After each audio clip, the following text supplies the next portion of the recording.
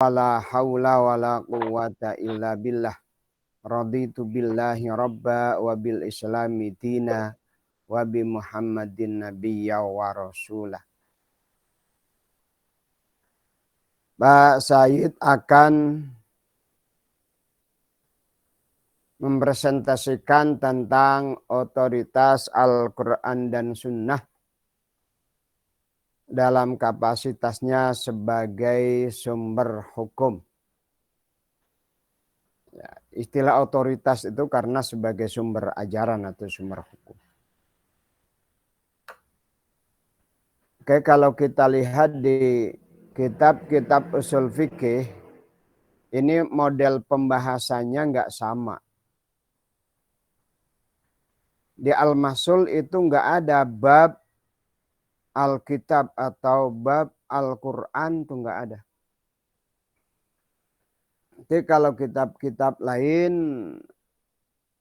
ada, tapi di Minhajul Wusul juga nggak ada. Bab secara jelas menyebutkan umpama bab al-kalam fil kitab umpama, atau mabahis atau al-mabhas al-awwal fil kitab. Ya, kalau di kitab-kitab ilmu ushul fikih, Wahab Khalaf itu kan ada ya, ada dijelaskan, ada pasal tentang Al-Quran. Kemudian di kitab-kitab lain seperti Irsyadul Fuhul tentang judul, ada judul Alkitabnya ada. Ya. Irsyadul Fuhul ini. Ya. Al-Maqsud al-Awwal fil Kitab al-Aziz.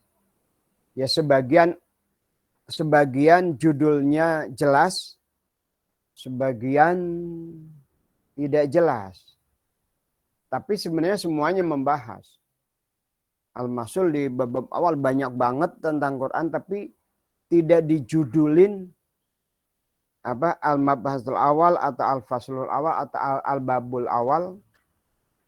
Dan macam-macam, ada Al-Maqsadul Awal, ada Al-Babul Awal, ada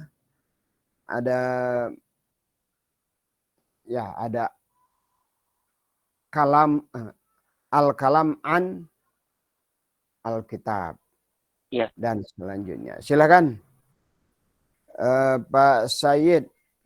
Ini tinggal nanti disempurnakan menjadi makalah. Oke, silakan mulai. Langsung aja lah. Nggak usah pakai nggak usah pakai pembaca, silakan. Bismillahirrahmanirrahim. Alhamdulillah, wassalatu wassalamu ala Rasulillah, amma ba'du. Sebelumnya terima kasih kepada Bapak dosen Dr. Mujionur Kholis MAG yang sudah memberikan kesempatan kepada saya untuk memaparkan apa yang saya tulis, dan terima kasih kepada teman-teman sekalian. Namun sebelumnya mohon maaf, saya ini memakai HP. Ada yang bisa bantu saya untuk menayangkan ininya, filenya? Kang Ilan, punten Kang Ilan. Ini ada yang menayangkan, sudah ada. Pak Ilan udah. Udah ada ya, baik. Pertama, ini saya kasih judul Hujiyatul Qur'ani was Sunnah likaunihima masdarainil hukmi syar'i. Ini kalau kita terjemahkan mungkin otoritas Al-Quran dan Sunnah sebagai sumber hukum untuk hukum syar'i. Di sini saya memakai perincian yang pertama al-matlabul awal, yaitu hujiyatul Quran, dan di bawahnya ada beberapa pembahasan. Pembahasan yang pertama adalah ta'riful Quran lughatan wastilahan. Yang kedua khawasul Quran. Yang ketiga hujjatul Quran. Baik, kita mulai dari ta'rif Al-Quran lughatan wastilahan. Yang pertama, Al-Quran lughatan masdaru min qara'a. Al-Quran itu adalah masdar dari kalimat atau fi'il qara'a. Ta'ti bi ma'nal jam'i awid dhammi. Yaitu arti dari kata qara'a itu adalah al-jam'u wa dhammu, itu mengumpulkan. Wal qira'ah, sedangkan masdar daripada qara'a qira'ah adalah dhammul hurufi wal kalimat ba'diha ila ba'din fit tartil. Yaitu mengumpulkan huruf-huruf dan kalimat satu dengan yang lainnya fit tartil. Dari hal penyusunannya gitu. Nah, ini saya ambil ta'rif ini dari Mana Al-Qattan dalam Mabahis fi Ulumil Quran. Namun ketika saya melihat kepada Al-Mufradat di kitab Raghib, kitabnya Raghib Al-Asfahani, ternyata beliau pun ada gitu. Jadi Al-Qattan kemungkinan mengambilnya dari kitab Raghib Al-Asfahani. Kemudian wal Qur'anu fil asli kal qira'ah, masdar qara'a qira'atan wa Qur'anan. Jadi Quran itu adalah masdar dari fi'il qara'a. Jadi masdarnya ada qira'atan atau Qur'anan. Kemudian masdar ini dari wazan fu'lan. Seperti ghufran, syukran, rujhan dan yang lainnya. Taqul qara'tuhu Qur'an wa qira'atan wa Qur'anan. Bimana wahid summiya bihil makru tasmiyatan lil maf'uli bil masdar. Jadi Quran ini adalah masdar, namun maknanya adalah maf'ul, makru yang dibaca. Quran itu adalah masdar, bentuk masdar, namun maknanya adalah makru, yaitu yang dibaca. Kemudian Quran secara istilah saya ambil yang pertama dari kitab Al-Mustasfa karangannya Imam Al-Ghazali di juz pertama halaman 193. Wa haddul kitabi ma nuqila ilaina baina daffatayil mushaf 'alal ahrufi sab'atil masyhurah naqlan mutawatiran. Dan maksud daripada kitab, maksudnya Al-Qur'an, ma nuqila ilaina, yang dipindahkan atau yang sampai kepada kita baina daffatayil mushaf, yaitu tulisan di antara dua daffatayil kitab, dua jilid gitu ya, jilid lembar. Satu, jilid pertama dan jilid lembar. Betul, lembar mushaf.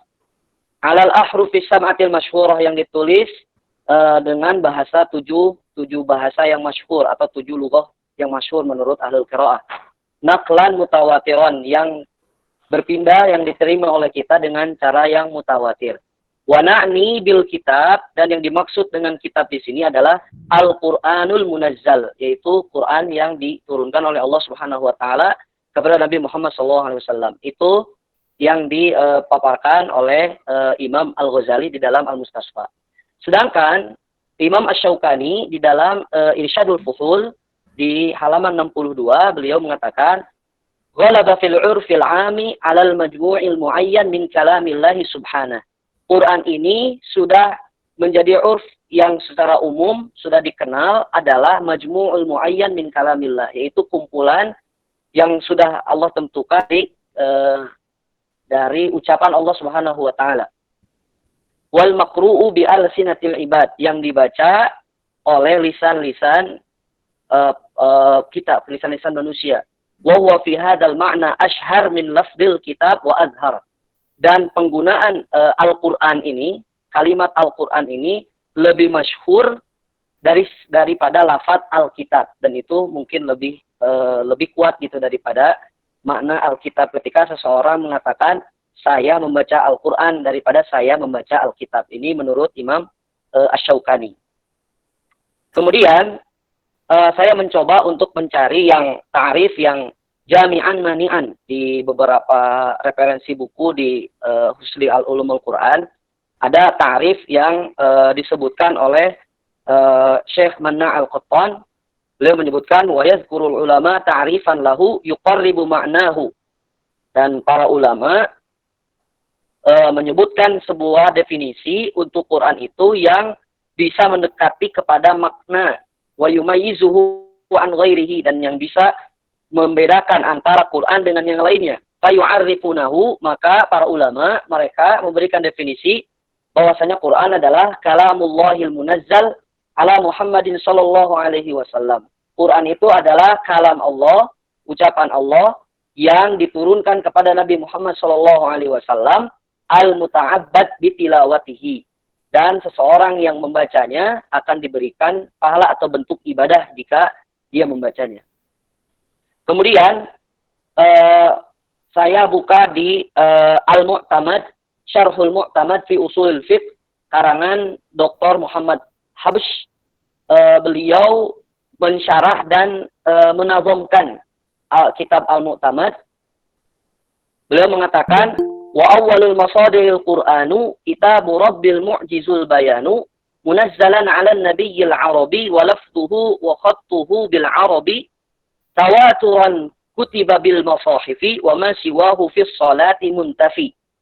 Beliau mengatakan di sini, mungkin tidak usah diterjemahkan karena insyaallah mafhum ini. Al-Qur'an Al-Karim, beliau setelah membaca menazamkan apa yang di atas tadi, beliau berkata, Al-Qur'an Al-Karim huwa kalamullahil mu'jiz. Adalah perkataan Allah yang memiliki sifat i'jaz.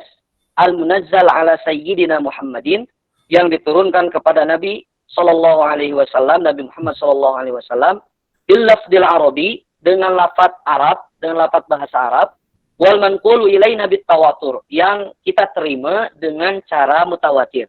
Al-maktub bil masahif, yang sudah Quran itu ditulis dengan mushaf-mushaf, dengan lembaran-lembaran. Al-muta'abbad bitilawatihi, yang apabila seseorang membacanya itu adalah berbentuk ibadah. Al-mabdu bi suratil Fatihati wal al-maktub bi suratin Nas, yang dimulai dari surat Al-Fatihah dan diakhiri oleh surat An-Nas. Ini di dalam Syarhul Mu'tamad fi Ushulil Fiqh li Dr. Muhammad Al-Habsh di kitabnya Syarhul Mu'tamad fi Ushulil Fiqh di halaman 36. Kemudian di sini saya ada yang menarik dari pengertian atau penjelasan Ar-Raghib Al-Asfahani di dalam bukunya Al-Mufradat, bahwa limada sumiyal Qur'anu Qur'anan, kenapa Quran itu dinamakan Quran. Qala ba'dul ulama, sebagian para ulama berpendapat bahwa tasmiyatu hadzal kitab Qur'anan, dinamakan buku kitab ini sebagai Quran, min baini kutubillahi, dari kitab-kitab yang Allah turunkan, likaunihi jami'an li samarati kutubihi, bal lijam'ihi samarata jami'il ulumi kama asyara ta'ala ilaihi biqauli wa tafsila kulli syai'. Karena sesungguhnya Quran itu adalah mengumpulkan kesimpulan-kesimpulan atau hasil daripada syariat-syariat kitab-kitab yang dulu. Bahkan Quran juga bisa mengumpulkan seluruh bahasan-bahasan atau ilmu-ilmu sebagaimana yang Allah Subhanahu wa taala sampaikan di dalam Al-Qur'an, wa tafsila kulli syai', adalah merinci segala sesuatu. Kemudian dalam surat Yusuf. Kemudian Allah Subhanahu wa taala juga berfirman dalam surat An-Nahl, tibyanan likulli syai'. Inilah yang disampaikan, dan ada ayat-ayat yang lain yang Imam Raghib Al-Asfahani sebutkan, namun saya cukupkan dengan dua ayat yang ini, wa tafsila kulli syai' dan tibyanan likulli syai'. Kemudian yang kedua, pembahasan yang kedua, setelah kita mengenal apa itu Quran secara etimologi dan terminologi, ada juga pembahasan saya di sini, pembahasan tentang khawasul Quran, yaitu karakteristik Al-Quran.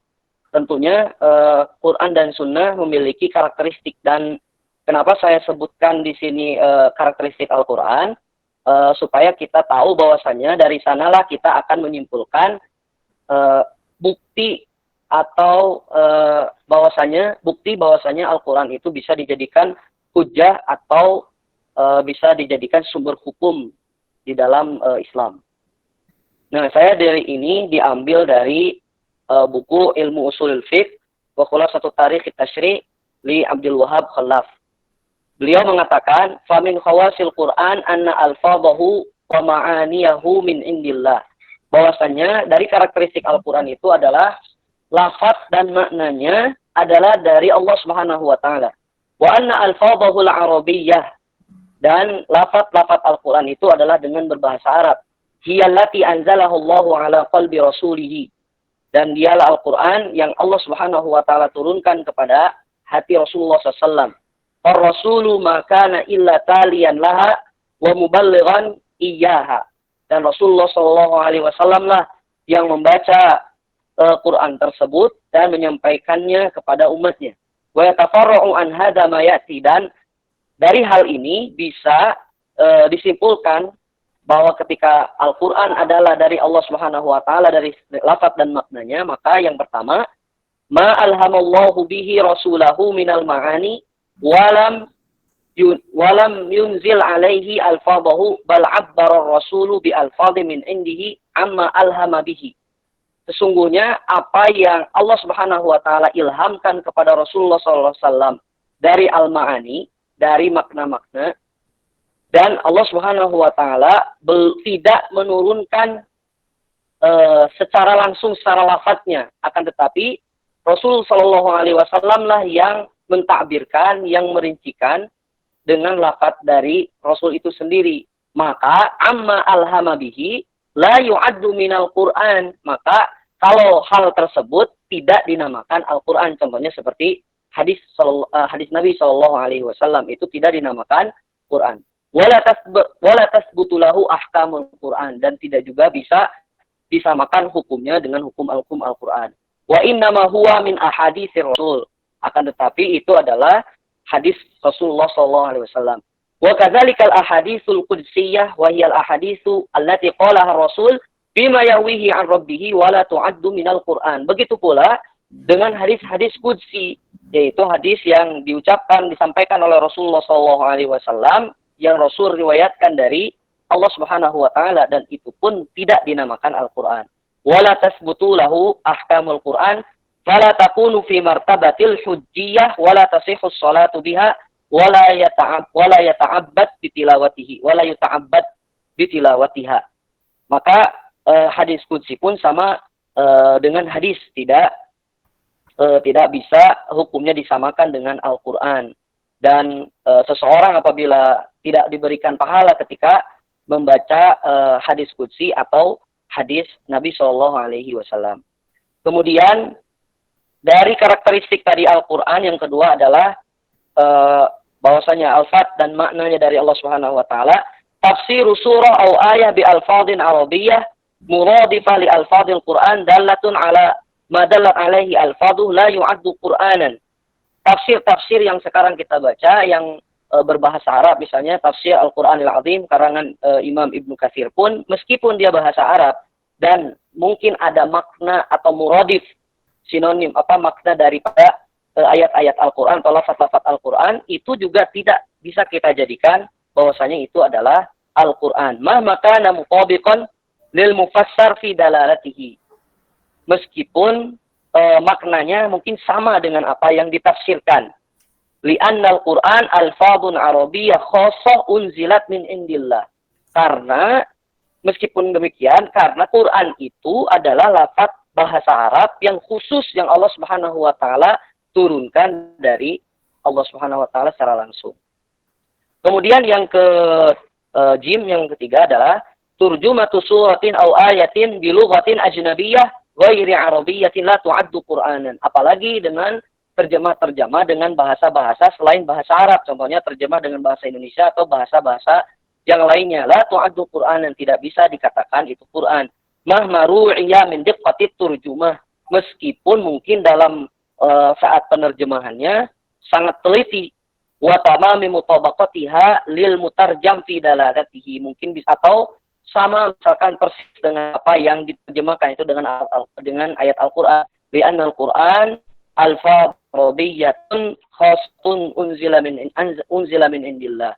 Tadi sebagaimana Al-Quran itu adalah lafaz bahasa Arab yang khusus Allah turunkan dari Allah langsung. Kemudian wa min khawasihi, dan dari karakteristik Al-Quran itu annahu manqulun bitawatur. Sesungguhnya Quran itu sampai kepada kita dengan cara atau dengan jalan mutawatir. Sebagaimana yang kita tahu bahwasanya kalau ada hadis itu ada yang disebut hadis mutawatir, ada yang disebut dengan hadis ahad. Namun kalau Al-Quran seluruhnya adalah dengan at-tawatur. Ai bi tariqatin naqli alladhi yufidul ilma awil qat'a bi sihhatir riwayah. Yang ini menunjukkan bahwasanya Quran itu adalah memberikan atau menunjukkan kepada ilmu dan kepastian bi sihhatir riwayah dengan sahihnya riwayat. Wa yatafarra'u an hadha anna ba'd al-qira'at allati tarwi bi ghairi tariqati tawatur kama yuqal. Bahkan ada qiraat-qiraat yang tidak diriwayatkan secara mutawatir. Wa qara'a ba'du sahabat kadza la tu'addu minal Qur'an wa la tasqutu lahu laha ahkamuhu. Misalkan sebagian para sahabat membaca dengan qiraat ini, maka kalau dia tidak di jalan tawatur, maka tidak dianggap bahwasanya itu adalah Al-Qur'an.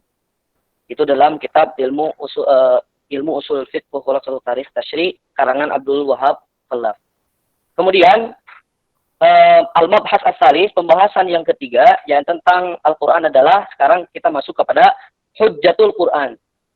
Otoritas Al-Qur'an itu sendiri sebagai sumber hukum.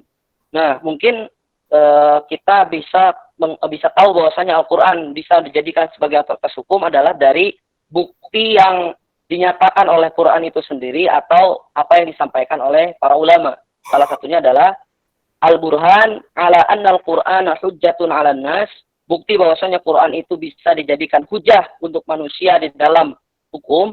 Wa anna ahkamahu qanun wajibun 'alaihim ittiba'uhu annahu min indillah wa annahu nuqila ilaihim 'anillahi bitariqin qat'iyyin la raiba fi sihhatihi.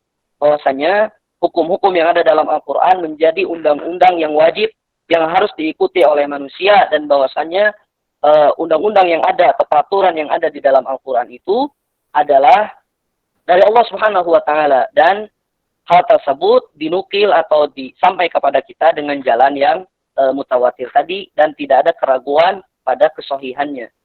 Ammal burhanu ala annahu min indillah fahuwa i'jazuhu ijazuhu an-nasa an ayyatu bimislihi. Salah satu bukti bahwasanya Quran bisa dijadikan hujah adalah ijaz Al-Quran, yaitu Al-Quran melemahkan kalam yang lainnya gitu. Sebagaimana yang disampaikan oleh Imam Asy-Syatibi di dalam kitabnya Muwafaqat, beliau mengatakan wa aidan famin haitsu kana al-Qur'anu mu'jizan afhamal fusaha wa a'jazal bulagha an ya'tu bimislihi. Maka dari hal ini ketika Al-Qur'an memiliki sifat i'jaz, afhamal fusaha wa a'jazal bulagha. Mereka tuh Quran itu melemahkan orang-orang yang fasih berbahasa Arab atau al-bulagha, ahli-ahli syair atau ahli-ahli balagha. An ya'tu bimislihi, untuk mendatangkan seperti Al-Qur'an. Dari sini saya tambahkan waqad qala 'azza min qailin hakima, Allah Subhanahu wa taala berfirman di dalam Al-Qur'an, qul la in ijtama'atil insu wal jinnu 'ala ayyatu bimithli hadzal qur'an la ya'tuna bimithlihi walau kana ba'dhum li ba'din dhahira. Di dalam Al-Qur'an surat Al-Isra, Allah Subhanahu wa taala berfirman, qul, katakanlah wahai Muhammad, la in ijtama'atil insu wal jin, apabila manusia dan jin itu berkumpul untuk mendatangkan seperti Al-Quran ini, la ya'tu bimislihi, mereka tidak akan mampu untuk mendatangkan seperti Quran, walau kana ba'duhum li ba'din dhahira, walaupun sebagian mereka dengan yang lain bersatu saling membantu. Kemudian itu salah satu bukti bahwasanya Al-Quran bisa dijadikan hujah. Kemudian yang juga bisa dijadikan kita jadikan sebagai bukti bahwasanya Al-Quran bisa dijadikan hujah di dalam agama kita atau di dalam hukum adalah wa minal barahim allati tadullu ala anna al-Qur'an min indillah fa huwa ma yatadammanuhu min kulliyati syariah, yaitu Al-Qur'an banyak cakupan tentang syariat-syariat wa mabadi'aha wa maqasidaha al-ammah, dari dasar atau landasan pokok syariat wa maqasidaha dan maqasid syariat. Yaqulu Syatibi rahimahullah, Imam Syatibi di dalam kitabnya Muwafaqat berkata, innahu, sesungguhnya Al-Quran itu kulliyatus syariah, yang mengumpulkan segala perkara yang berkaitan dengan syariat, wa umdatul millah, dan jadi landasan atau pokok atau penopang agama, wa yanbu'ul hikmah wa ayatul risalah wa nurul absari wal basair, yang bisa menjadi sumber hikmah atau ilmu, wa ayatul risalah sebagai bukti risalah atau dakwahnya Rasul, wa nurul absar wal basair yang bisa menjadi cahaya untuk mata lahir, wal basair dan mata batin, wa annahu la tariqa ila Allah siwahu wa la najata bi ghairihi wa la tatamassaka bi syai'in yukhalifuhu wa hadha kulluhu la yahtaju ila taqririn wa istidlal. Sesungguhnya tidak ada satu jalan menuju Allah Subhanahu wa taala kecuali dengan Quran tersebut, dan seseorang tidak dikatakan berhasil atau selamat bi ghairihi dengan yang selain Al-Qur'an. Wala tamassaka bi syai'in yukhalifuhu, dan tidak bisa seseorang berpegang dengan sesuatu yang menyelisihi Quran itu. Wa hadza kulluhu la yahtaju ila taqrin istidlal, dan hal ini tidak perlu lagi kepada pernyataan orang atau kepada dalil yang lain. Li'annahu ma'lumun min dinil ummah, karena sesungguhnya kehujahan Al-Qur'an itu sudah maklum atau sudah diketahui dari agama umat ini. Dalam Al-Muwafaqat juz keempat halaman 346. Kemudian dari bukti bahwasannya Quran bisa dijadikan hujjah juga, anna sunnah allati hiyal masdarus tsani litashri'il islami tabi'atun lil Qur'anil Karim. Ternyata bahkan sunnah yang menjadi sumber hukum yang kedua setelah Al-Quran pun ikut atau mengikuti butuh terhadap Al-Quran. Yaqulu Syatibi rahimahullah, Imam Syatibi berkata, as-sunnatu raji'atun fi ma'naha ilal kitab. Sunnah itu juga kembali dari sisi maknanya, pemaknaannya kepada Al-Quran. Fahiya tafsilu mujmalihi wa bayanu muskilihi wa bastu mukhtasarihi wa dzalika li'annaha bayanun lahu. Kata sungguhnya sunnah itu adalah yang merinci, yang menjelaskan kalimat-kalimat mujmal di dalam Al-Quran, wa bastu mukhtasarihi, yang memaparkan yang singkat dan ringkas dari Al-Quran, wa dzalika li'annaha bayanun lahu, dan hal tersebut sunnah adalah penjelas bagi Al-Quran.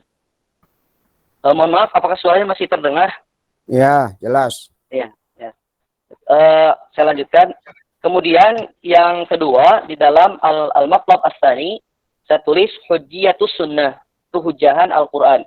Di sini ada sebetulnya bukan mabahis, ada dua saja. Ada al-mabasul awal, yaitu ta'rifus sunnah lughatan wa istilahan, pengertian atau definisi sunnah secara etimologi dan terminologi. Kemudian mazaya sunnah, kelebihan atau ciri khas sunnah itu sendiri, sama seperti kedudukannya khawasul Quran. Yang pertama, as-sunnah lughatan at-tariqah. Ini saya ambil dari Lisanul Arab punya Ibnu Manzur. Kemudian as-sunnah secara istilah adalah di sini saya mengambil dari Makanatus Sunnah li Dr. Umar Al-Husaini. Beliau berkata, "Yakhtalifu ma'na sunnah bihasabil ghardi bihasabil ghardi allati uniya bihi kullu ta'ifatin min ahli ilm." Pengertian sunnah itu kembali lagi ke berbeda-beda, dan hal tersebut kembali kepada perbedaan tujuan dari masing-masing ahlul ilm. Maka tidak heran ketika kita melihat para ahlul hadis, usuliyin dan fuqaha mentarif atau mendefinisikan sunnah berbeda-beda. Sekarang yang pertama adalah menurut para ahlul hadis, sunnah itu adalah ma'utira 'anin Nabi sallallahu alaihi wasallam min qaulin aw fi'lin aw taqririn aw sifatin khalqiyah aw khuluqiyah aw sirah sawa'un kana min qabl al-bi'tsah aw ba'daha. Adalah ma'utira, yang disandarkan kepada Nabi sallallahu alaihi wasallam, baik dari perkataan, ucapan atau pernyataan atau sifat khalqiyah, sifat akhlaknya Rasul, atau khuluqiyah yang berhubungan dengan jasadnya Rasul, au sirah atau perjalanan hidupnya Rasul, sawa'un kana qabla al-bi'tsah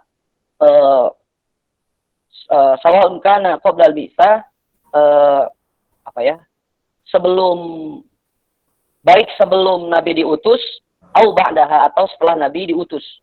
Wa hiya bihadza taraduful hadis inda ba'dihim. Dan ini dan dengan ta'arif ini menjadi sinonim atau menjadi persamaan maknanya sunnah dengan hadis di sebagian kalangan para ahlul hadis. Ini di dalam kitab As-Sunnah wa Makanatuha fi Tasyri' Islami lis-Saba'i. Kemudian menurut ahli usul, wahya aqwal Muhammadin sallallahu alaihi wasallam wa af'aluhu wa minha taqriruhu. Menurut usuliyin, sunnah itu adalah perkataan Nabi Muhammad sallallahu alaihi wasallam, kemudian perbuatannya, wa minha taqriruhu, dan dari hal tersebut ada juga pernyataan Nabi sallallahu alaihi wasallam. Ini di dalam Hasyiah Al-Attar ala Syarhil Mahalli ala Jam'il Jawami'. Juz yang kedua, halaman 125. Kemudian sedangkan menurut ahlul fikih, sunnah itu adalah ma yuqabilul fardh, adalah kebalikan daripada fardu atau wajib. Dalam ini saya ambil dari Syarhul Kaukab Al-Munir Ibnu Najjar Al-Hambali, juz kedua halaman 160. Kemudian ada juga yang mengatakan wa yusammal mandubu sunnah. Dalam istilah ahli fikih, al-mandub juga disebut sunnah atau mustahabban, tatawu'an, ta'atan, an-naflan, atau qurbatan, muraghaban fihi wa ihsanan. Wal mandub, kemudian menurut al-fiqh juga, wal mandub ma usiba fa'iluhu wa lam yu'aqab tarikuhu, yaitu yang diberi pahala bagi yang melakukan sunnah tersebut, wa lam yu'aqab tarikuhu, dan tidak akan disiksa atau tidak akan dihukum orang yang meninggalkan sunnah tersebut. Ini bisa dilihat dalam Syarhu Al-Kaukab Al-Munir. Kemudian yang terakhir, pembahasan yang terakhir adalah mazaya sunnah, kelebihan sunnah. Di sini saya tambahkan hadhihi ba'dul mazaya allati tadullu ala annaha hujjatun wa masdarun lil hukmi syar'i. Dan kelebihan-kelebihan yang dimiliki oleh sunnah ini bisa menunjukkan bahwasannya hadis itu atau sunnah itu bisa menjadi hujjah dan sumber hukum syariat. Wa hiya ma yali. Dan hal tersebut sebagaimana berikut ini. Yang pertama, anna sunnah wahyun. Sesungguhnya sunnah itu adalah wahyu. Qala Allah azza wa jal, wa ma yantiqu 'anil hawa in huwa illa wahyu yuha. Allah Subhanahu wa taala berfirman, wa ma yantiqu 'anil hawa, dan Nabi sallallahu alaihi wasallam tidak berucap sesuai atau di atas hawa nafsunya, in huwa illa wahyu yuha, melainkan hal tersebut adalah wahyu yang diwahyukan kepada Nabi Muhammad oleh Allah Subhanahu wa taala. Ibnu Katsir berkata, ai innama yaqulu ma umira bihi yuballighuhu ila nasi kamilan mawfuran min ghairi ziyadatin wala nuqsan. Bahwasanya Nabi sallallahu alaihi wasallam berkata dengan apa yang sudah diperintahkan kepada Nabi sallallahu alaihi wasallam, yang disampaikan kepada manusia secara sempurna dan dengan tidak ada tambahan ataupun pengurangan. Tafsir Ibnu Katsir juz yang ke-7 halaman 411. Di sini Imam Syafi'i berkata di dalam kitab Risalah, fadzakarallahu al-kitab, Allah Subhanahu wa taala menyebutkan al-kitab, wa huwa al-Qur'an, dia adalah Al-Qur'an. Wa dzakara al-hikmah, dan menyebutkan al-hikmah. Fasami'tu man arda min ahli al-ilmi bil Qur'an yaqul al-hikmatu sunnah Rasulullah sallallahu alaihi wasallam. Maka aku mendengar dari ahlul ilmi yang aku ridai, ahlul ilmi tentang ulama-ulama ahlul Quran, yaqul berkata, al-hikmah, hikmah yang tadi disebut oleh Imam Syafi'i, wa dzakarul hikmah, hikmah tersebut adalah sunnatu Rasulullah sallallahu alaihi wasallam, adalah sunnah Rasulullah sallallahu alaihi wasallam. Itu di dalam kitab Risalah. Kemudian yang kedua, anna sunnata mufassiratun lil Quran. Sunnah itu bisa menjadi tafsir atau penjelasan bagi Al-Quran. Qala Allahu azza wa jalla, a'udzu billahi minasyaitonir rajim, wa anzalna ilaika dzikra litubayyana lin-nasi ma nuzila ilaihim wa la'allahum yatafakkarun. Di dalam surat An-Nahl ayat 44, dan kami telah turunkan kepadamu Muhammad az-dzikra, yaitu Al-Quran, litubayyana lin-nas, kemudian untuk kamu jelaskan kepada manusia, ma nuzila ilaihim wa la'allahum yatafakkarun, supaya mereka itu berfikir. Kemudian di sini saya mengambil sebuah perkataan dari Al-Auza'i. Ruwiya anil Auza'i annahu qala, diriwayatkan dari Al-Auza'i, sungguhnya beliau berkata, al-kitabu ahwaju ila sunnati minas sunnati ilal kitab. Quran lebih membutuhkan kepada sunnah daripada sunnah kepada kitab. Kemudian qala Abu Umar, saya belum mencari ini Abu Umar di sini itu siapa. Yuridu annaha taqdi alaihi wa tubayyinu. Maksudnya adalah di sana adalah sesungguhnya sunnah itu adalah taqdi alaihi wa tubayyin. Memberikan penjelasan atau memberikan perincian terhadap Al-Qur'an.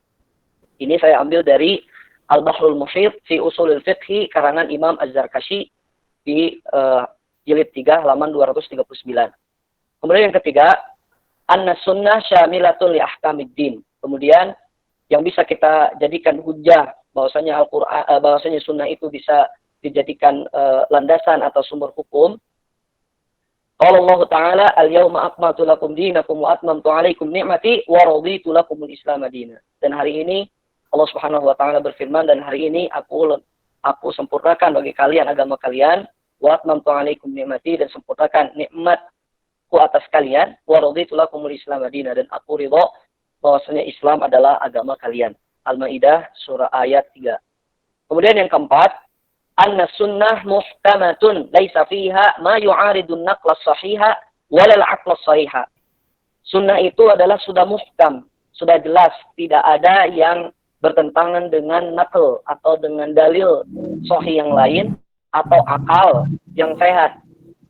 Qala ta'ala, Allah Subhanahu wa taala berfirman, Bismillahirrahmanirrahim, fa in tanaza'tum fi syai'in farudduhu ila Allahi war Rasul in kuntum tu'minuna billahi wal yaumil akhir.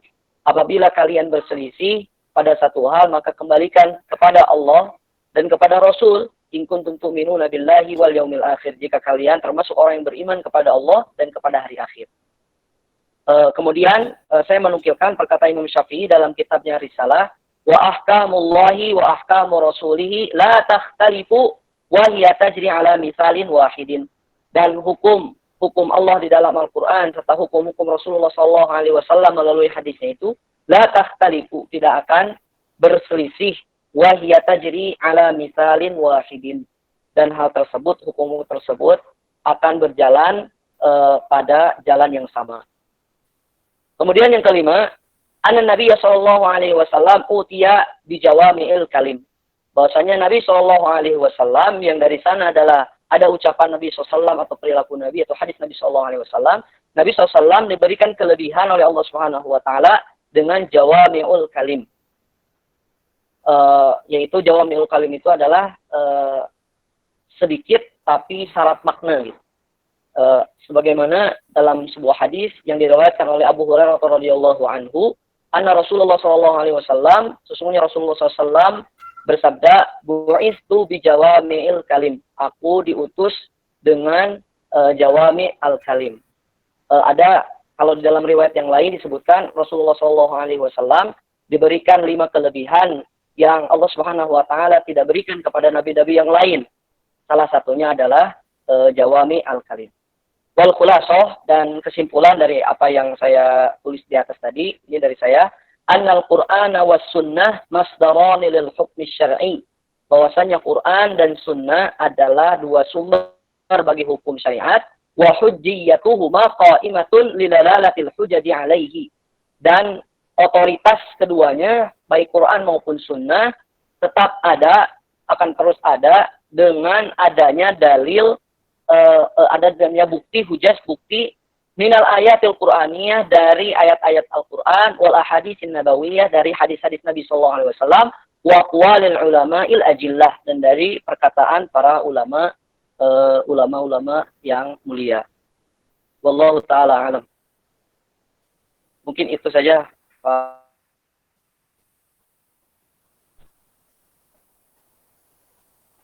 Oke, alhamdulillah. Kenapa saya jadi terputus beberapa kata terakhir?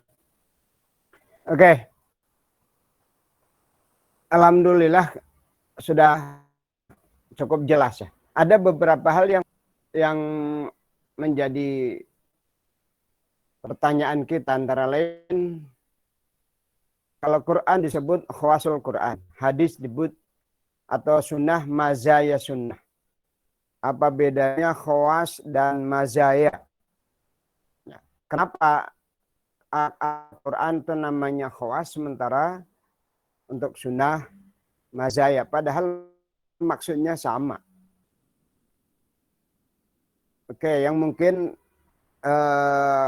terlewat oleh Pak Said, kalau di sini ada Iya, Pak. Hujjatul Quran, Iya, hadis nggak ada. Meskipun kita tahu ya, makalah ini maksudnya untuk menulis itu.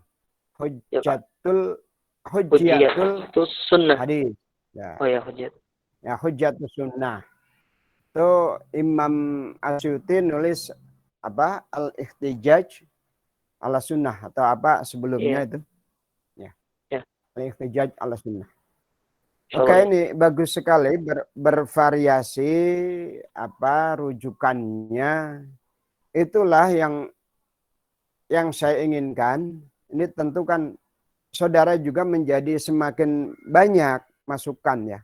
Dengan Betul. membuat makalah, ngambil dari sana, ngambil dari sini. Semoga ya meskipun tentunya jangan diniatkan supaya beda-beda. Yang sepotong dari sini sepotong. Jangan gitu tujuannya. Umpama dari apa dari ilmu ushul fikih Abdul Wahab Khalaf, ya kitab dibaca, sunnahnya dibaca itu.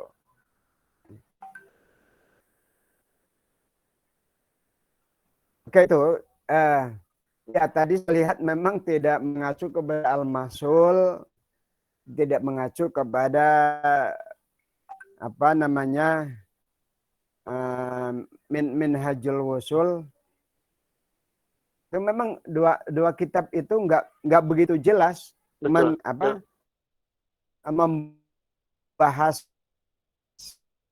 membahas Qur'annya dalam judul yang pas. Al-Mahsul itu mahiyatul kalahnya sepakat definisikan hukum itu adalah khitabullah. Di bawahnya berbicara tentang khitab atau kalam, berbicara tentang dan juga Minhajul Wusul juga langsung ya tentang kalam ya, karena Minhajul Wusul juga bagaimanapun merupakan turunan dari Al-Mahsul. Ya. Kalau di apa tadi juga disingkat disebut tadi disinggung Jam'ul Jawami itu ada itu ya. Jam'ul Jawami itu ada apa matlab atau apa ininya untuk yang pertama tentang Al-Quran atau Alkitab, yang kedua tentang sunnah. Meskipun setelah definisi itu langsung masuk pada mantuk, mafhum dan sebagainya. Itu tadi semua adalah kehujahan secara umum. Ya, kehujahan secara umum. Perlu untuk dipahami apa itu hujjah.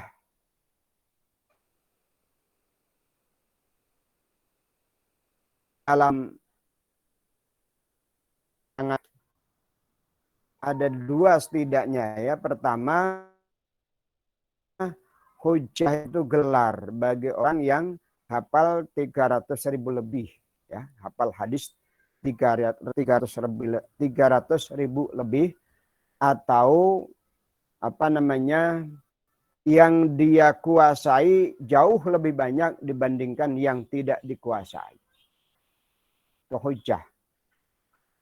Itu apabila seseorang dikatakan hujjah, itu begitu maksudnya. Kemudian hujjah dalam arti hadis itu sebagai hujjah, itu yang mudahnya adalah punya daya ikat. Hadis dan Quran itu mengikat. Sehingga ketika kita mendengar firman Allah, rusulan mubasyirin wa mungdirin li'alla yakuna linnasi 'ala Allah hujjatun ba'dar rusul. Kalau kita menggunakan ayat itu, maka hujjah itu artinya daya ikat atau alasan. Kan nantinya ketika di akhirat kelak ketika Allah menerapkan satu aturan itu, maka kedatangan para rasul yang mubasyirin dan mudhirin itu adalah hujjah. Kedatangan para rasul itu adalah hujjah. Hujjah di situ artinya mengikat, ya, punya daya ikat. Maka ini yang agak umum kesalahannya, ya. Agak umum kesalahannya adalah menyatakan bahwa hadis sahih itu boleh dipakai hujah atau wajib dipakai hujah. Itu seringkali orang mengatakan boleh dipakai hujah. Ini sekali lagi kesalahan yang hampir umum. Orang mengatakan boleh dipakai hujah. Padahal kalau sudah hujah itu bukan istilah boleh atau enggak boleh. Karena sifatnya ijbari. Ijbari itu memaksa, mengikat. Enggak boleh enggak. Ya seperti di ayat tadi. Atau ayat lain ketika Rasulullah melamar Zainab binti Jahsy untuk Zaid bin Harisah. Itu awalnya keluarga Zainab enggak menerima.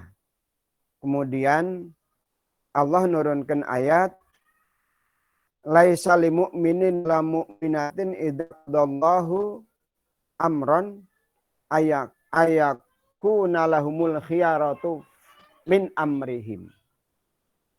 Ayat itu benar-benar menunjukkan bahwa ketentuan Allah dan Rasulnya itu bersifat ijbari, enggak boleh la yakunu alaihim lahum khiyarah, tidak ada hak pilih. Jadi kalau boleh atau enggak boleh itu berarti bukan ijbari, tapi ikhtiyari, boleh milih, boleh dipakai, boleh tidak. Ini coba mulai kita masukkan di situ. Ya. Kita sebagai sivitas ilmu hadis itu memperjuangkan itu. Jangan sampai istilahnya hadis ini boleh dipakai hujah atau enggak. Kalau sudah hujah itu bersifat mengikat. Baik sahih maupun hasan bahkan dhaif. Kalau kita berani menyatakan hadis, meskipun ya tentu tidak seluruhnya, sebagian hadis itu hujah, sebagian hadis dhaif itu hujah, maka artinya wajib diamalkan. Itu bagaimana pendapat, atau kalau kita lihat beberapa ulama hadis menyatakan pengamalan hadis dhaif itu ada 3 mazhab. Imam Ahmad dan Abu Daud cenderung mewajibkan. Ini karena kalau sudah bilang namanya hadis dhaif tertentu hujah, itu artinya punya daya ikat. Punya daya ikat. Sifatnya ijbari. Ya, memaksa, harus. Ya. Bukan ikhtiari, bukan pilihan, bukan alternatif. Ini boleh dipakai. Nah, kalau kita masih menggunakan boleh dipakai hujah, logikanya kan boleh enggak. Kalau punya daya ikat yang enggak boleh enggak, harus dipakai. Ya. Itu istilah kehujahan itu. Kalau Al-Quran mungkin kita sudah paham bahwa seluruh Al-Quran hujah dan tak seorang pun boleh berpaling darinya. Ini yang mengenai kehujahan hadis ini atau kehujahan sunnah yang kita masih sering mengatakan hadis dhaif boleh dipakai hujah, boleh itu logikanya boleh tidak.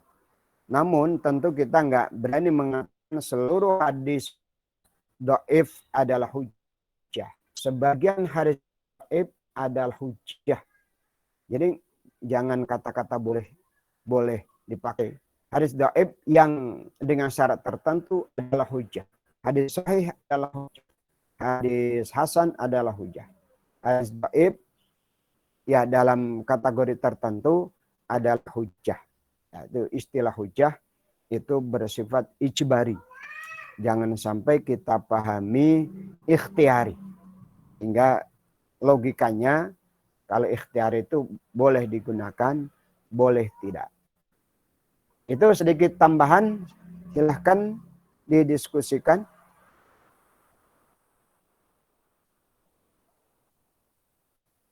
Yuk langsung kepada Izin, Pak Pak. Said.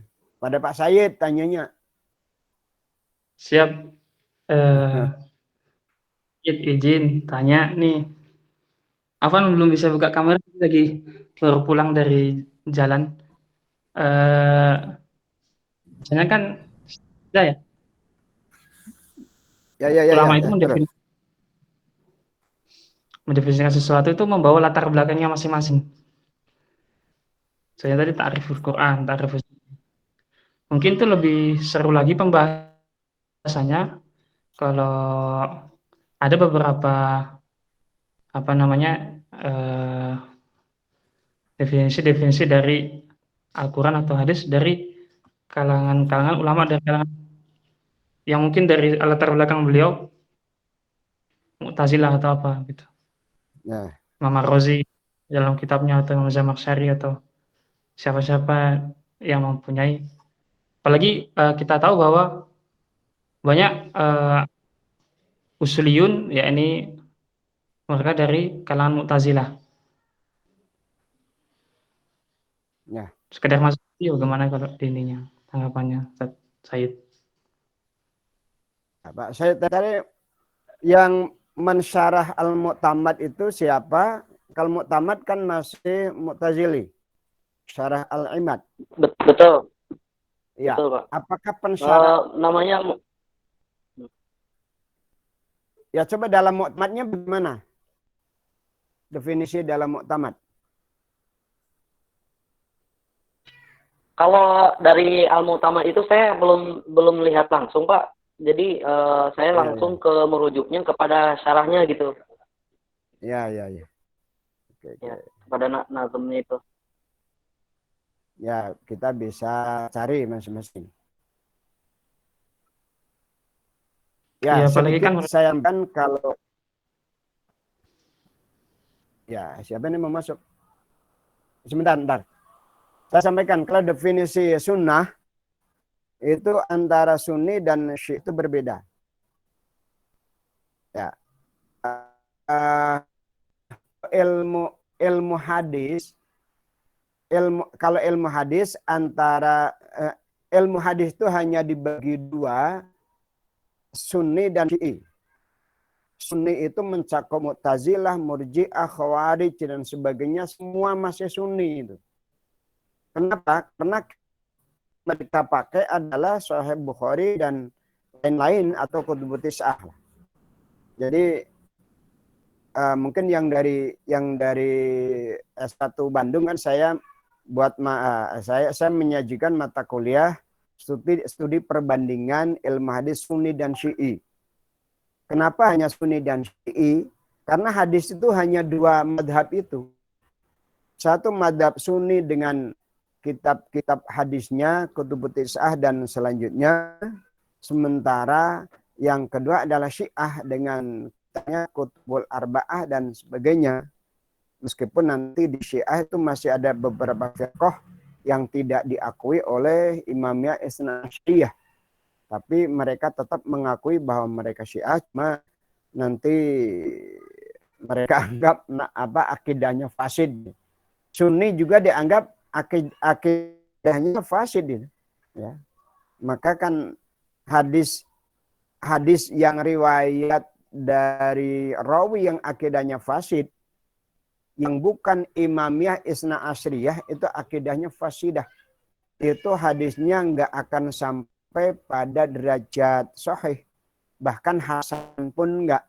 Tapi nggak dhaif. Kalau ada itu tingkat ketiga muwasak. Jadi sahih, hasan, muwasak, baru dhaif. Nah, kembali bedaan dalam mendefinisikan sunnah. Sunnah adalah nafsul qaul wal fi'al. Ya, atau nafsu qaulin nabi wa fi'lin nabi wa takririhi. Ketika Rasul berbicara, ketika Rasul bertindak, itulah sunnah. Tapi kalau hikayat sudah diceritakan, itu namanya hadis. Tadi malam Rasul berbuat ini. Ketika Rasul berbuat, itu sunnah. Ketika Rasul bersabda, ketika Rasul mah, itu adalah sunnah. Tapi kalau sudah diulangi, ya, diulangi oleh orang yang mendengarkan, tadi malam Rasul bersabda begini, maka yang diriwayatkan itu namanya hadis. Mereka katakan kalau sunnah mutlak benarnya, kalau hadis itu bergantung kepada beberapa faktor. Yaitu, itu adalah definisi sunnah menurut ulama ahli hadis Syiah. Kalau di kalangan Sunni kan sama ya, muradiful hadis. Karena para ulama Sunni itu memandang Rasul itu sebagai satu kesatuan. Apapun yang kan dari Nabi adalah sama, sunnah maupun hadis. Jadi nggak membuat istilah tersendiri. Oke, silahkan dilanjut. Maaf Pak, tadi Ya, mau silakan. izin tadi masalah itu. Apakah definisi-definisi ini tidak terpengaruh dengan madrasah fikih? Contohnya, yang seperti kita tahu bahwa di kalangan ulama Ahnaf, Hanafiyah, di mata Imam Abu Hanifah itu hadis-hadis ahad kan memang jarang mereka pakai gitu. Jadi dari situ apakah definisi tiap ulama yang mempresentasikan madhabnya itu berpengaruh juga, khususnya 4 madhab yang kita tahu? Iya, mungkin tampaknya secara secara qot'inya enggak berbeda. Ya. Secara qot'inya enggak berbeda. Mazhab Hanafi juga tidak meninggalkan hadis ahad, tidak, cuma posisinya bisa melahirkan fardu, paling melahirkan sunnah seperti minggu lalu sudah disampaikan. Jadi kalau yang khabar dzanni ni wurud, yang qat'i wurud itu adalah yang hadis mutawatir.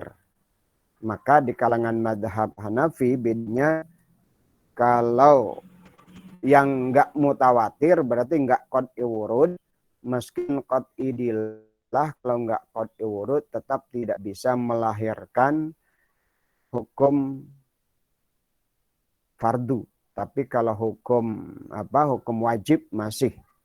Jadi seperti sholat witir itu mereka hukumi wajib tapi bukan fardu. Itu ya. Ada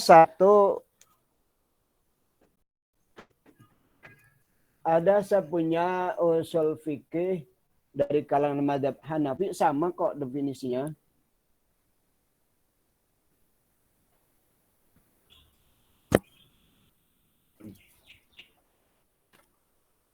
Ini usul fikih Muhammad Khodari. Ini adalah dari mazhab Hanafi. Tapi sama aja dalam mendefinisikan Al-Quran. Sebentar saya buka definisinya.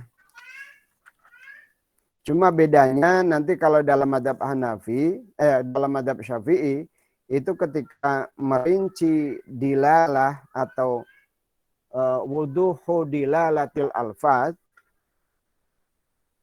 ketika membahas dilalatul alfaz, kalau madhab Syafi'i itu mantuk mafhum. Kalau madhab Hanafi itu mukam lawannya mutasyabih dengan durasi sedemikian rupa. Kemudian istilahnya ada kalau di kalangan madhab Hanafi itu dilalatun nas, isyaratun nas, ya, ibaratun nas paling tinggi. Ibaratun nas, isyaratun nas. Kalau di madhab Syafi'i namanya dilalatul ibarah. Ya, meskipun mirip tapi ada nanti di bawahnya ada lahnul khitab, fahwal khitab. Nah ini kalau di madhab Hanafi nggak menggunakan. Ini di sini di buku ini menggunakan istilah-istilah seperti tadi. Isyaratun nas, ibaratun nas, isyaratun nas, dilalatun nas. Dan pembagiannya juga seperti itu.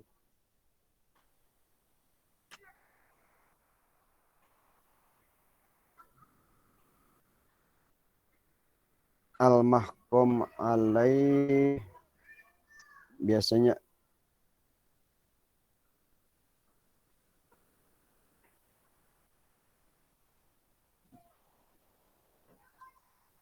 itu sambil saya cari barangkali ada yang mau berkomentar.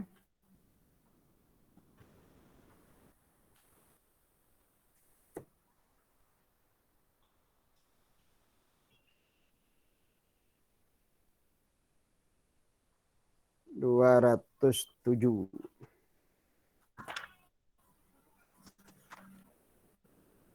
Alkitab, ya. Ini dari Ushulul Fiqh Hudharibik. Muhammad Hudharib atau sering disebut Hudharibik yang juga menulis tarikh tasyrik. Alkitab huwa Al-Qur'an wa huwa al-lafzul arabiyyu al-munazzalu ala sayyidina Muhammadin sallallahu alaihi wasallam lit tadabbur tadakkuri al-manqul mutawatiran wa huwa ma baina dafataini al-mubda di sini bukan mabdu, al-mubda bi suratil Fatihah al-makhtum bi suratin Nas. Cuma mungkin penekanan ya di sini berbedanya. Bukan al-kalam an al-munazzal ala Muhammadin mu'jiz bisuratin enggak menggunakan itu. Kalau mu'jiz itu ciri mutakalimin ya. Kalau di sini ciri ra'yinya adalah li tadabbur wa tadzakur al-manqul mutawatiron. Ya saya ulangi.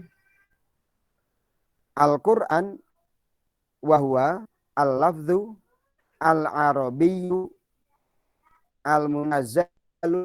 Kalau Pak Said mau ditulis supaya nanti ditambahkan. Iya, sudah Pak. Al-lafzu al-arabiyyu al-munazzalu ala sayyidina Muhammad sallallahu alaihi wasallam lit tadabburi wa tadzakkuri al-manqul mutawatiran wa huwa bainad dafatain hati-hati al-makhtum bi suratin Nas. Jadi penekanannya kalau di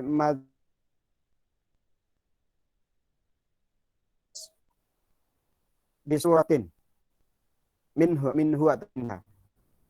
Kemudian muta'abbad bitilawatihi atau biqiraati. Di sini enggak ada. Di sini enggak ada tambahan itu. Tapi mungkin kita bisa cari bandingan lain. Apakah ciri ulama Hanafi begitu semuanya? Ini bagus pertanyaan tadi ya. Jadi kita masih mencoba mencari lagi. Iya Pak, apalagi yang mutakodimin. Itu mungkin tambahan dari. Ya.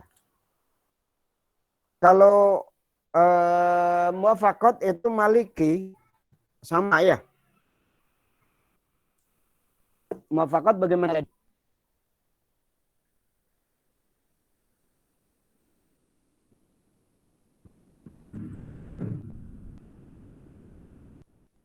Bagaimana? Putus-putus.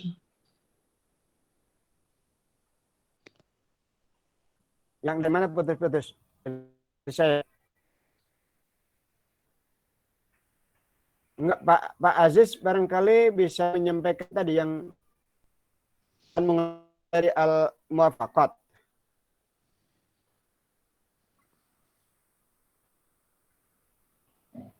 Iya. Siapa?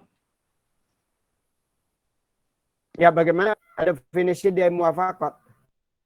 Sama enggak dengan ya muwafaqat Syatibi kan Malikiyah. Betul, Pak. Barusan sampaikan dari Hanafiyah. Coba diulangi di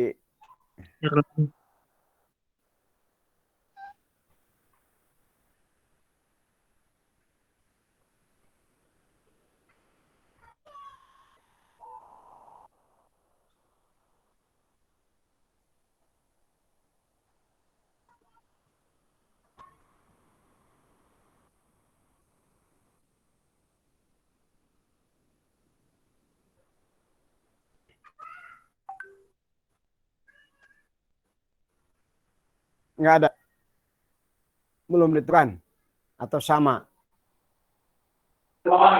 Belum ditemukan, Pak, sebentar.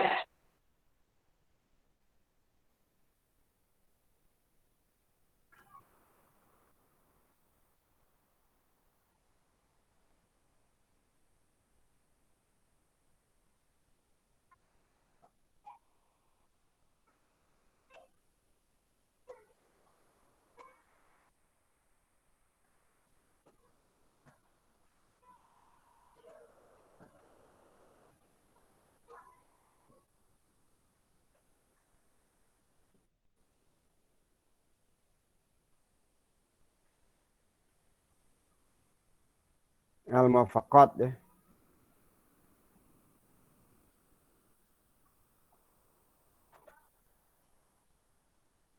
Insya Allah mungkin nanti saya carikan, Pak, soalnya di Samilah saya bukannya seperti itu.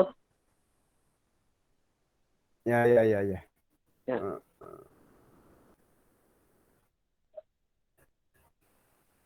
Ini saya buka Al-Mu'tamad juga nggak mudah mencari Al-Quran, bab Al-Quran atau bab sunnah.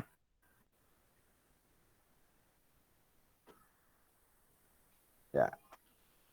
Perlu kita ketahui kenapa kenapa sulit di beberapa kitab usul fikih itu ketika sudah membahas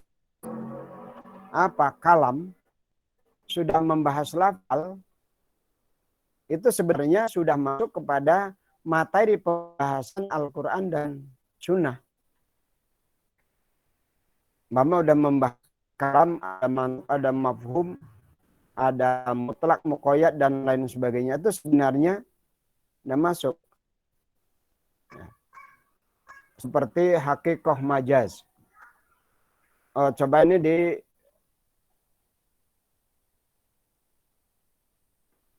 di Mu'tamad ada hakikatul kalam. Siapa tahu di situ nanti kita temukan. Ini di jilid awal.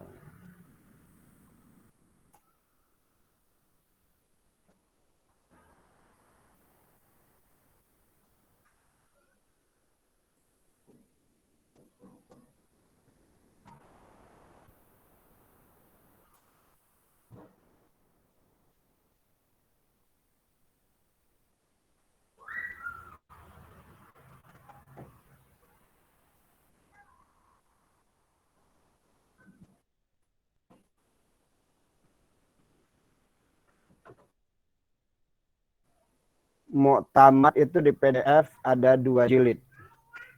Kalau Al-Mahsul di PDF ada 6 jilid.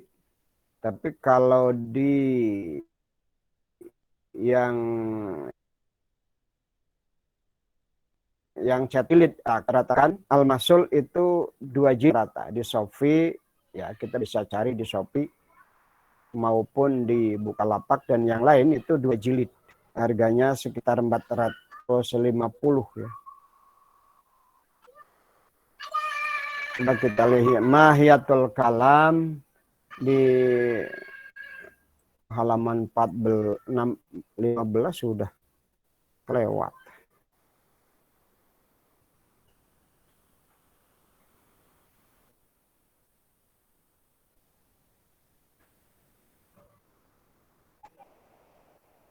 Coba kalau masih ada yang usul atau momentari yang tadi sambil cari, ternyata di daftar isi dan di ininya nggak sama. 2 jilid jadi 1, jadi membingungkan ini. Apa daftar isinya di ada. Silakan. Silakan sambil saya menemukan atau mencari definisi.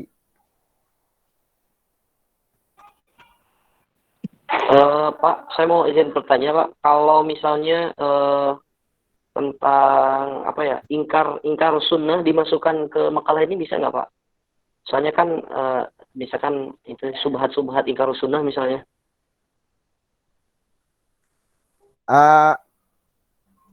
Ya paling itu aja di apa jawabannya atau bantahan terhadap mereka aja, ini jangan kemudian kelompok ngapa ya di apa di Indonesia ini ada asosiasi ilmu hadis, Asilha ya, saudara tahu juga. Itu ketika ada yang bahas ingkar sunnah itu termasuk Pak Agil Munawar itu anjurkan jangan lagi bahas tema ini. Kalau bahas tema ini seakan-akan menganggap mereka itu penting. Jangan bahas lah.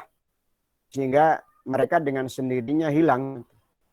Kalau dibahas, ya artinya kita kalau akan kita bahas, itunya aja jawaban bantahan terhadap mereka. Enggak usah dikatakan mereka menolak begini, alasan begini. Termasuk Imam Asy-Syafi'i dulu kan sampai mendapat gelar Nasirus Sunnah karena menolak ingkar sunnah. Tapi setelah itu Imam Syafi'i hanya menjelaskan kehujahan hadis ahad. Beliau tidak pernah mengungkap adanya ingkar sunnah, dan beliau mempertahankan kehujahan hadis ahad sedemikian rupa. Yang beliau bahas dan oleh ulama berikutnya dibahas adalah kehujahan hadis ahad. Itu. Ya. Silakan barangkali ada yang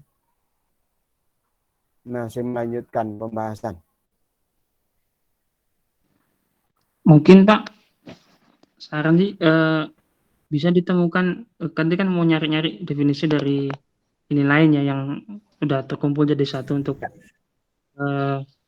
ada kitabnya Dr. Wahbah Zuhaili, Usul Fiqh Al-Islami itu yang agak besar. Ya, kalau ada yang menemukan silakan.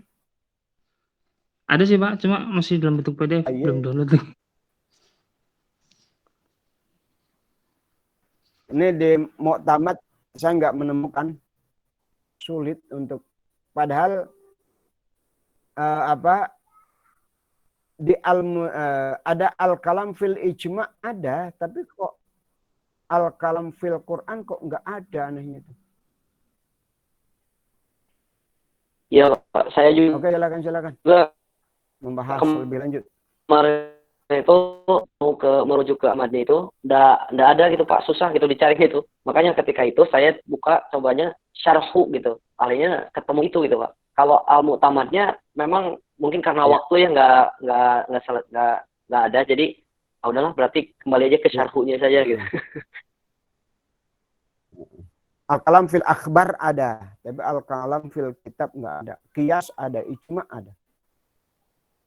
Ya, nanti sambil kita cari lagi semuanya. Kalau dapat, usulkan kepada Pak Said. Supaya nanti kita punya bendel makalah ini kan enak bacanya. Tuh, silakan yang lain barangkali.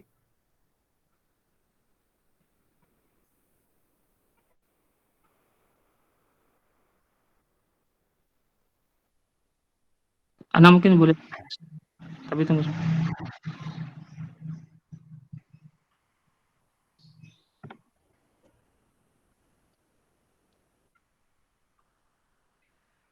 Ya, silakan.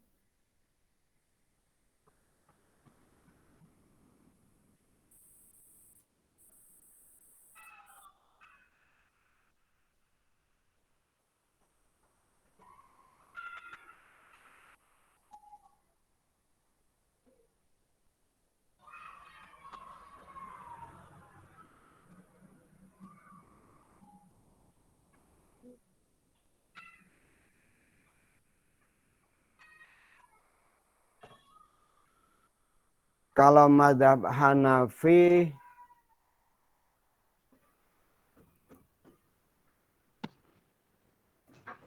oh tadi yang oleh Pak Said, qala Abu Umar yuridu Ya, annaha taqdi alaihi wa tubayyinul murada minhu.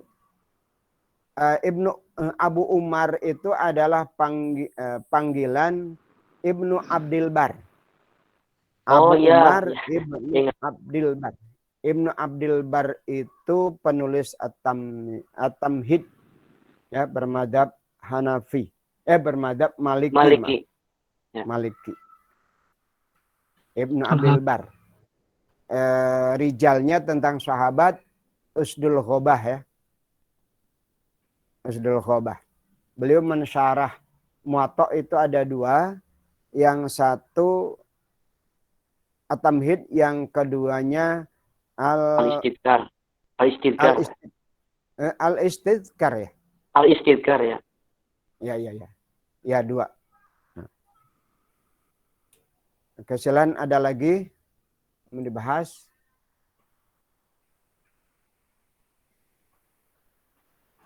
Yang mazhab Hanafi siapa ya? Saya nggak paham itu siapa ya mazhab Hanafi.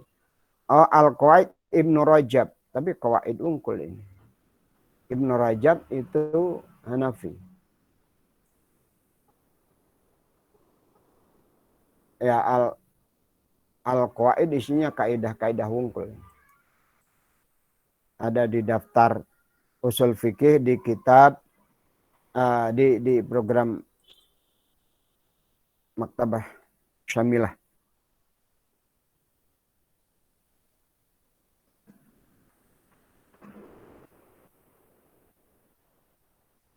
Silakan, sayang waktunya.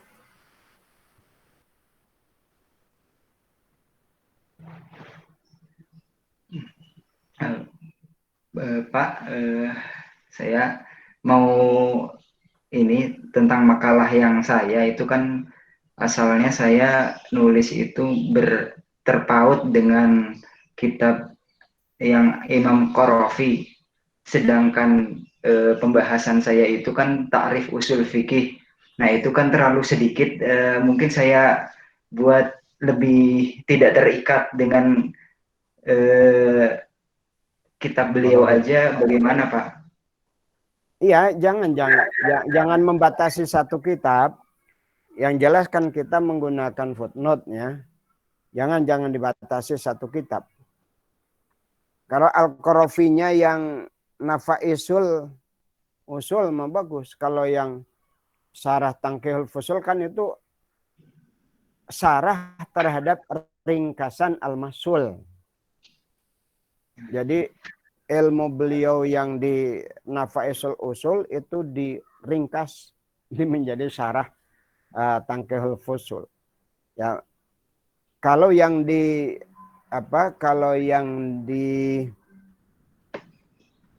Nafaisul Fusul agak banyak. Ya. Pak, terima kasih Pak. Ya. Oke. Silakan.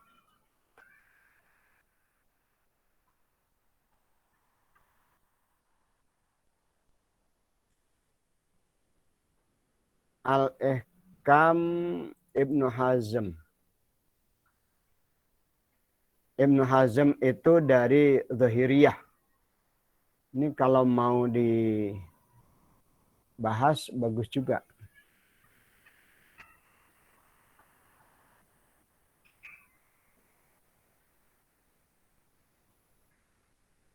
Tapi sama, Ibnu Hazm juga tidak secara khusus membuat bab Al-Quran. Al-maqsadus tsani fi sunnah wa fihi abhas. Tapi nggak ada al-maqsadul awal. Al-maqsadul kemudian fil kitab. Nggak ada. Tapi bukan berarti membahas, bukan berarti tidak membahas seperti tadi di Al-Masul masuk langsung pada ada am, khos, mutlak, muqayyad itu ya, apalagi kalau kita lihat di awal-awal Al-Masul itu mengatakan bahwa semuanya sepakat bahwa hukum itu khitabullah. Maka berarti khitabullah itu meskipun secara definisi masih perlu ditulis secara spesifik, tapi dengan mengatakan khitabullah itu berarti sudah langsung Al-Qur'an itu. Sudah membahas Al-Qur'an. Ya sama di sini ini Ibnu Hazm tidak membahas secara khusus. Al-Faslul Awal beliau tuliskan fil ahkam, ya langsung definisi hukum. Beliau mendefinisikan hukum langsung khitabullah. Qala al-faqih al-imam Abu Muhammad Ali bin Ahmad rahimahullah. Ya.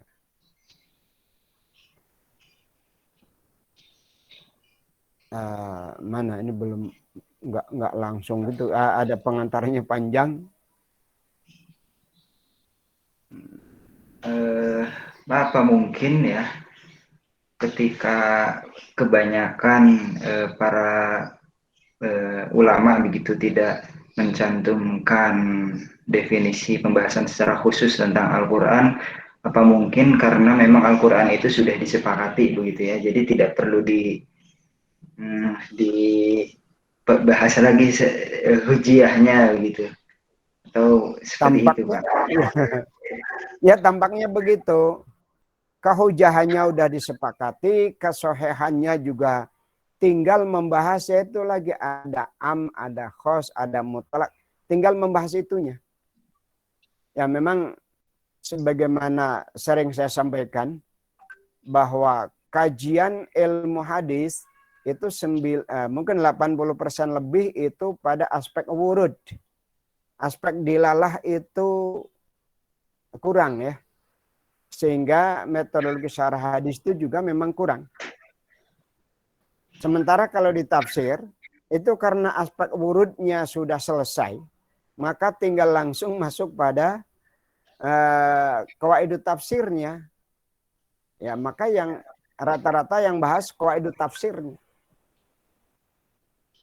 Dan sekali lagi juga Al-Masul dan lain-lain termasuk Al-Mu'tamad, Al-Ihkam, itu bukan berarti tidak membahas Al-Quran, cuma itu tadi mungkin karena disepakati betul, disepakati kesahihannya, disepakati kehujahannya, tinggal bagaimana memahaminya. Gitu. Oke, silakan.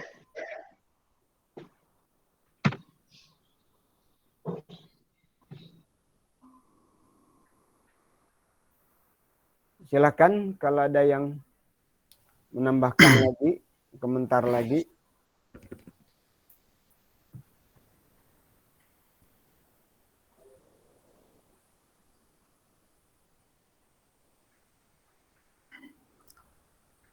Izin Pak bertanya.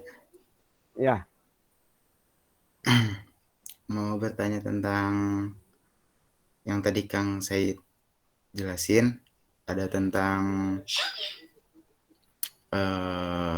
bukan hadis qudsi.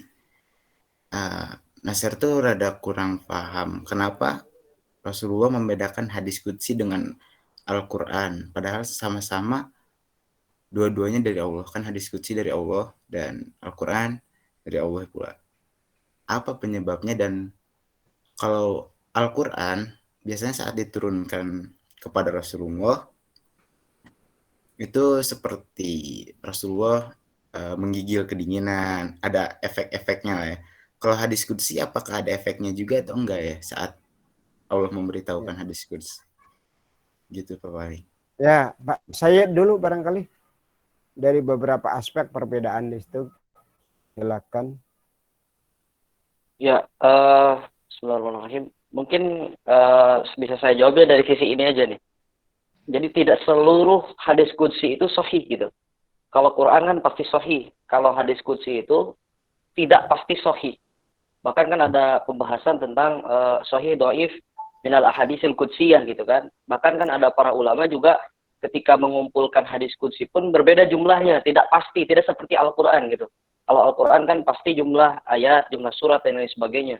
Namun kalau hadis qudsi ada yang mengatakan cuma 70, ada yang mengatakan 700, ada yang mengatakan 100, itu kan berbeda-beda versi daripada sisi jumlah. Itu artinya berarti tidak seluruh hadis qudsi itu adalah sahih gitu.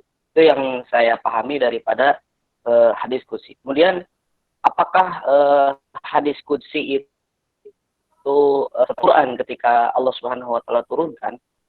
Wallahu taala alam. Tapi begini wahyu juga gitu. Tapi apakah ketika Nabi Shallallahu Alaihi Wasallam menerima wahyu tersebut harus menggigil? Kan tidak juga gitu. Tidak harus menggigil, tidak harus ketemu Jibril misalnya gitu. Jadi kan bermacam-macam Allah Subhanahu Wa Taala turunkan wahyu itu. Nah mungkin tadi dibedakannya ya tadi karena Al-Quran itu sudah sudah dijamak, sudah dikumpulkan. Jadi sudah jelas bahwasanya Quran itulah seperti itu emang Al-Quran. Sedangkan hal-hal yang lain seperti hadis atau hadis qudsi itu ya tadi perlu kita teliti lagi gitu. Wallahu a'lam. Itu sih kalau sejauh yang saya pahami seperti itu. Oke, saya komentari. Kalau sahih dan tidak itu akibat itu ya. Semua sabda Rasul sahih aslinya kan. Cuma karena proses periwayatan sehingga ada yang tidak sahih. Bahkan sampai ada yang memalsukan. Ya, kalau yang dipalsukan berarti aslinya Rasul nggak bersabda. Jadi kalau seluruh Al-Quran sahih, kemudian tidak seluruh hadis, termasuk hadis qudsi tidak sahih, itu akibat itu ya. Jadi bukan prinsip. Kalau prinsipnya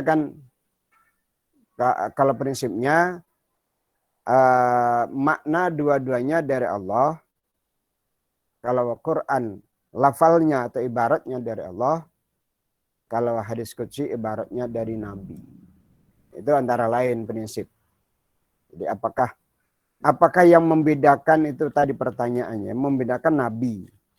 Yang membedakan itu Nabi atau para ulama. Kalau para ulama termasuk para sahabat, fima yarwi an robbihi itu kan tentu bukan Rasul yang bersabda. Kalau Rasul bersabda qala Allah Ta'ala ternyata bukan dari Al-Quran, itulah hadis qudsi. Tapi Rasul sendiri, apakah Rasul membedakan? Membedakan mana hadis qudsi, mana Al-Quran? Mungkin cara membedakannya, kalau Quran oleh Rasul disuruh untuk ditulis dan dibaca di dalam sholat. Kalau hadis qudsi nggak pernah dibaca dalam sholat dan tidak diperintahkan oleh Rasul untuk ditulis. Itu mungkin sebagian dari perbedaannya yang prinsip ya. Kalau sahih dan tidak sahih itu akibat proses periwayatan. Ya, Pak. Ya, silakan.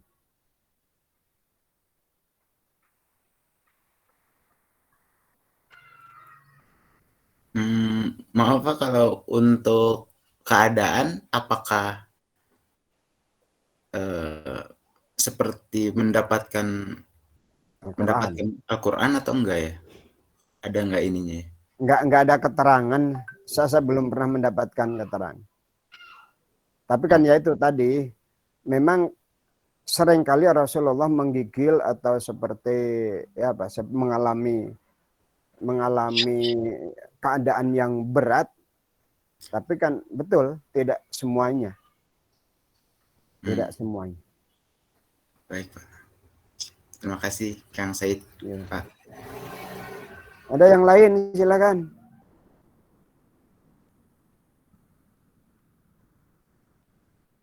Kita tinggal 3 menit lagi. Benar ya? 3 menit lagi. Oke, kalau nggak ada komentar lagi, itu tolong Pak Said tambahkan hujatus sunnah ya. Ditambahkan supaya siapa? seimbang. Terus tadi mungkin kalau diberi catatan khosais Quran ya.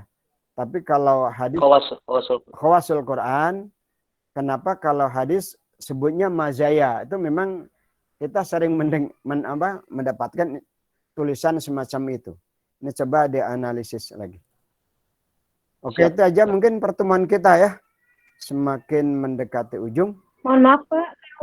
Ya, boleh. Untuk besok, Pak, apa harus menggunakan seluruhnya bahasa Arab atau boleh misalkan saya ambil fakroh penting-pentingnya saja dalam kitab tersebut, lalu saya syarahnya menggunakan bahasa Indonesia? Boleh sekali. Ya. Boleh sekali. Kemudian nanti. Pak, boleh bentuk poin-poin dulu saja atau harus lengkap bentuk makalah? Boleh dua-duanya. Oh. Boleh poin-poin supaya kalau nambahkan itu gampang di sini kan. Nambahkan dan cepat ininya, presentasinya cepat. Makalah nanti disempurnakan, dibuat makalah yang bagus untuk UTS. Termasuk Pak Angger dan Pak Said ya yang sudah bikin makalah dengan bahasa Arab itu nanti kalau untuk makalah lengkap bahasa Indonesia juga. Pak Fikri ya udah. Pak Fikri itu nggak apa-apa, pakai bahasa Indonesia juga bagus. Atau poin-pointernya pakai bahasa Arab juga boleh. Mau terjemahkan mau enggak. Kalau kita sudah presentasikan kan berarti sudah apa. Ya oke, silahkan kalau yang mau memakai bahasa Indonesia. Cuma saran saya gunakan kitab-kitab turos. Ini untuk melatih kita di sini. Kalau kita nggak terlatih di sini susah nanti. Mumpung di sini ada yang ngeritik gitu loh. Masukan. Oke itu ya. Harus cantumkan ibarohnya ya Pak yang ada dalam kitab tersebut gitu. Bagus kalau memang itu poin yang penting. Ya. Oh iya. Besok tentang apa sih? Minggu depan. Mantuk mafhum sama dilalah. Ya. Mantuk mafhum dan apa? Dilalah. Dan mantuk dan mafhumud dilalah.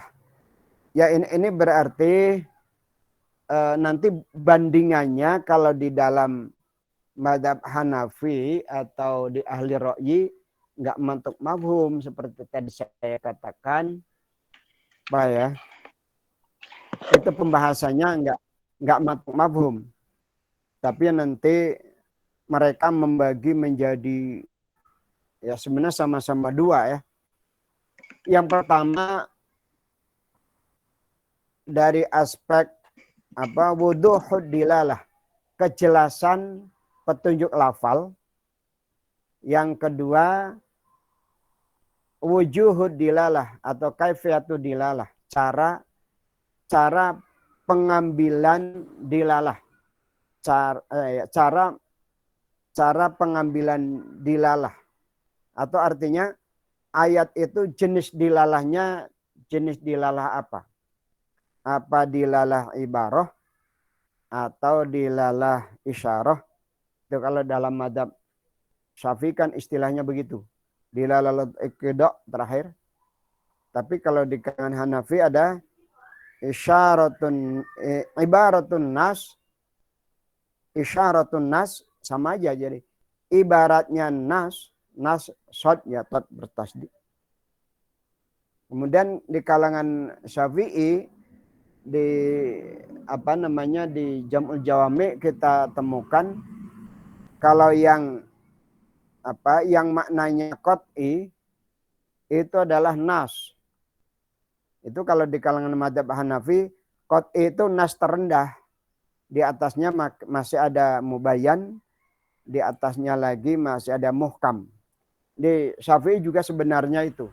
Cuma mungkin tidak di satu kolomkan sehingga tersebar-sebar begitu.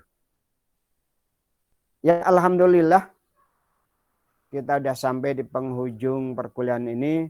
Semoga Allah senantiasa memberikan kita kemudahan untuk memahami firman-Nya dan juga hukumnya. Amin. Allahumma amin. Wallahu a'lam bishawab. Bila taufik wal hidayah.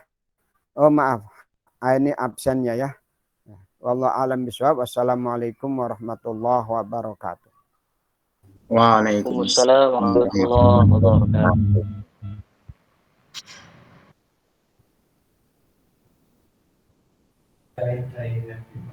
Ada pengumuman Pak dari Pak Presiden. UASnya kapan ya?